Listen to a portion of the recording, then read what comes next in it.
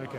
I'm Dave Frandsen, Executive Manager responsible for the CapeTown Convention Bureau, and I look after CapeTown, obviously, in the province of the Western Cape from a business tourism point of view, but also from a leisure marketing point of view as well. I've just been informed that we have 470 days to go for the opening match of the World Cup. The question is, are you ready? Of course we're ready. Stadium is practically ready. The roof is going on as we speak. There's enormous infrastructural development going on, which is ahead of schedule. So from a destination point of view, very much so. There's also a number of new hotels being built, coming on stream at the moment. So I would say definitely from Cape Town's point of view, we're up and ready to host a fantastic World Cup in our destination. Mr. Masola this morning spoke about the need for collaboration and unity, that being the key to not only success but survival. Is that easier said than done? Oh, not at all. I think, tourism we're dependent on each other, and we cannot be precious only about ourselves and parochial in our outlook. So, as a destination, Cape Town and the Western Cape depends on South Africa, because by adding the value that South Africa brings, we add immensely to what we can offer. And that goes for Africa as well. People travelling into the sub-region, there's immense opportunity for tourism, and that means that we have to work together.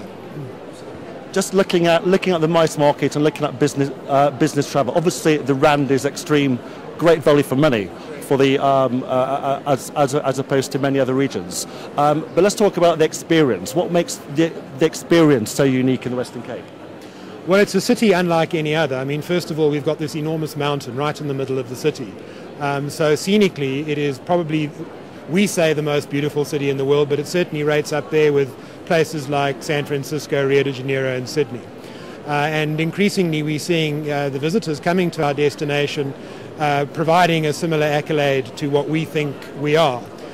Cape Town is a very unique city. It's very cosmopolitan. There's an enormous variety of people who live and have settled in the city.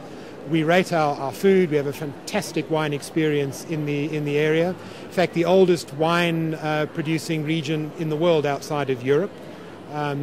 We've just celebrated our 350th anniversary as a wine producing country, so it goes back that far. But Cape Town is unique. It's this amazingly beautiful, sophisticated city in Africa that if you've never been to in your life, you've really missed out. Daniel Levine, the trendsetter, spoke about the need for cities, for regions to deliver a braggable experience. What is your one braggable experience? Well, there's an immense number of braggable experiences. That's what makes it difficult.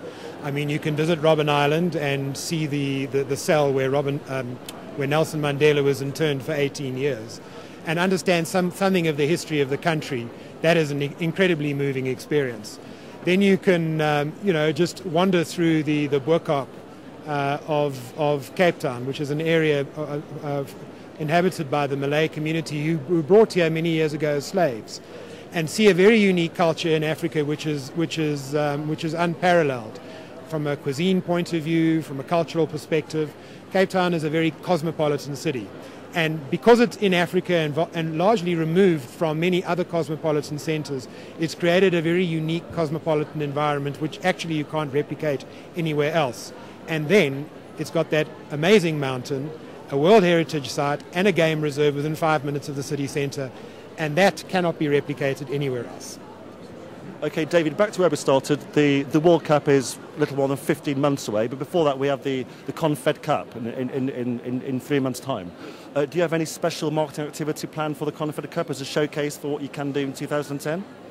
Yes, it forms part of the 2010 strategy for us, and in a way it's a run-up to the 2010 World Cup from a destination marketing point of view.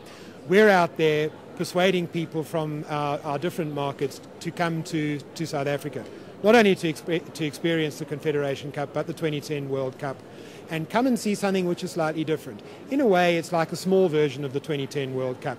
We're attracting people who would never have considered coming to our destination before, even from markets where we've been strong, like the UK and Germany and so on. People are saying, okay, we want to go and have this soccer experience.